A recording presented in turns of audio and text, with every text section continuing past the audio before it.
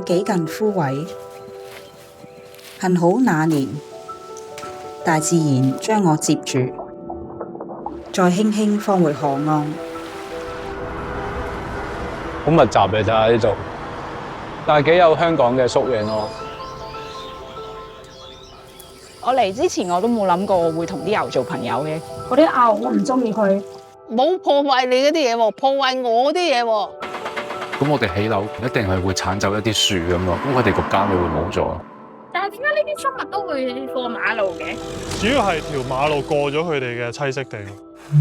海面發現鯨魚屍體，受人類干擾未能夠離開有關。我係個心寒到有一下係覺得個海翻唔到轉頭啦。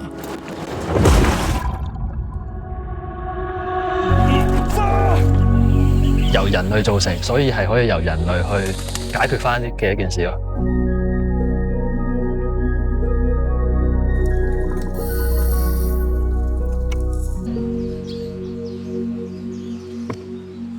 Don't think, just do.